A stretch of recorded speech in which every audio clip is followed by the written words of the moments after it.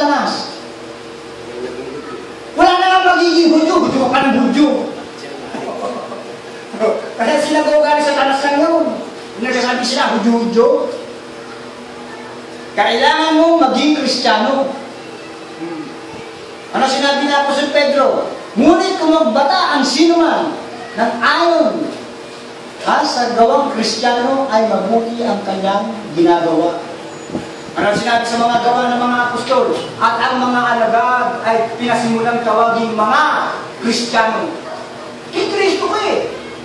Wala na nga magiging Hudyo pagka na kay Kristo ka, kundi Kristiyano. Pag sinabi mo wala magiging Hudyo, hindi ko na pwede sabihin Hudyo ka. Kasi yung tumuto ka eh.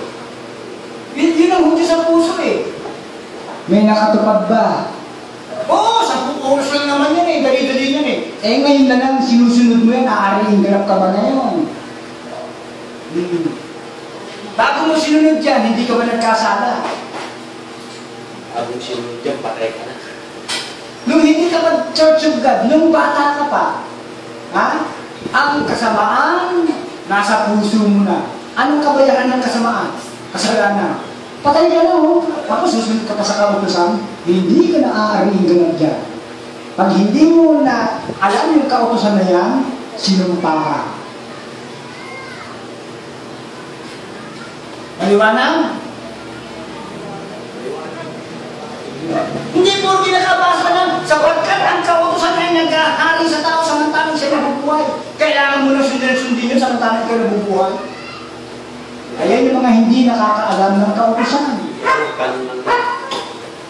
Kaya nga sinabi niya po sa Pablo kay Timoteo, mag-iingat ka sa iyong turo.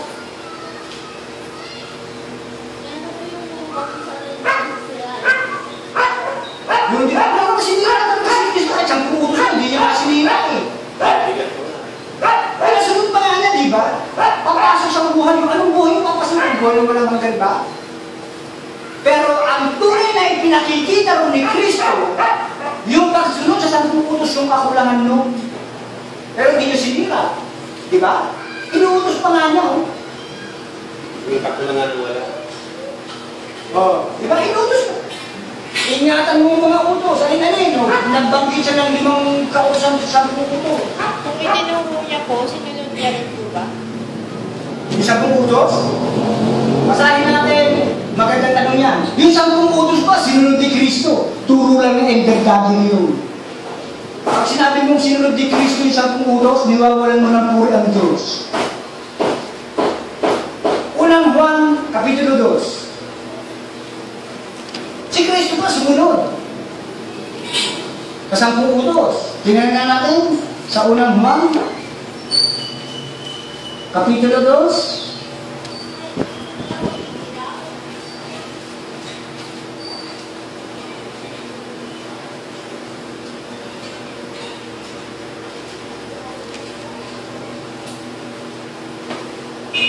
Versikulo 1, Mumunti kong mga anak, ang mga bagay na ito ay isinusulat ko sa inyo upang kayo'y huwag magkasala. At kung ang sino man ay magkasala, ay may tagapamagitan tayo sa Ama, si Jesucristo ang matuwid. Ano pala si Kristo? Matuwid. Sino may sabi? Ang Ama. Ang Diyos Ang Diyos ang may sabi lang. Tanungin naman natin si Apostol Pablo kung para kanino ginawa yung kautusan. Unang Timoteo 1.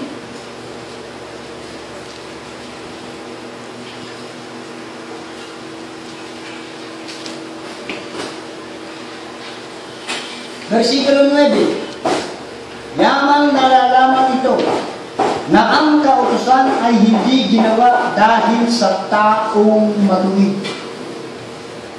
Noong nagpunta dito si Kristo, sa Espiritu ba? O nagkatawang tao? Nagkatawang tao. Siyempre, pag nagkatawang tao, siyempre tao. Ano naman nagkatawang tao? Eh, katawang pusa, katawang aso. O, di tao siya, di ba? Nagkatawang tao eh. Pero hindi siya dating tao. Nagkatawang tao. Ibig sabihin may laman. Di ba? Ano sabi ni Apostol Juan? Si Kristo ang taong matuwid. sinabi naman ni Apostol Pablo, kung para kanino ginawa yung kautusan, yamang nalalaman ito. Dapat pala, alam mo yan. Pag hindi mo alam yan, sinumpa ka pa rin. Di ba? Maniwala na sinasabi, yamang nalalaman ito na ang kautusan ay hindi ginawa dahil sa taong matuwid. Si Kristo ba matuwid? Hindi. Matuwid. Bakit sinasabi ng iba si Kristo sumunod sa 10 utos? Sarili ng pagkakanawa. Yan. Kaya yung mga hindi nakakaalam ng kautusan. Sinabi na yamang nalalaman ito. Pag sinabi mo si Kristo sumunod sa 10 utos, mamamatay tao yun. Bakit ka pinagbabawalan, huwag kang papatay? Masama. Nag-iisip kang pumatay, di ba? Gusto mong pumatay, kaya wag. Di ba? Bakit ka magnanakaw? Gusto mong magnakaw Anong utos ngayon sa'yo? Wag. Si Kristo ba nag-isip ng pagkakataon? Si Kristo ba nag-isip ng pagpatay? Si Kristo ba nangyayari niya? Kaya nga, hindi ginawa sa taong matuwid, kundi kanino? Kundi sa mga walang kautusan at manggugulo. Diba yung mga manggugulo? Ano? Ngayon, kung nangyayari ng Sabat si Kristo, yung tatay niya nagpahinga ng Sabat. Siyempre siya, magpapahinga rin. Mangingilin din. Kaya nga pinatutulad tayo ni Apostol Pablo Magsitulad nga kayo sa Diyos gaya ng mga anak na minamahal. Ano yung tutularan natin sa Diyos? Di yung nagpahinga sa Diyos, ikapitong araw. Ano yung ikapitong araw? Linggo? Tingnan mo kahit tingnan mo sa kalendaryo, unang-una yung araw ng linggo di ba? Kita mo yung turo sa atin ng araw Ay ako, nung grade 1 ako Naalala ko pa yan Ikapitong araw daw is linggo. Yan ang makita ko unang-unang araw pala yun. Kulay pula pa. Yan yung sinasabi sa Biblia na nakikita hindi namamalas. Diba? Kasi bulag Yan yung mga nakakakitang bulag. Yan yung sinasabing may gawa na hindi na gumagawa na walang gawa. Diba?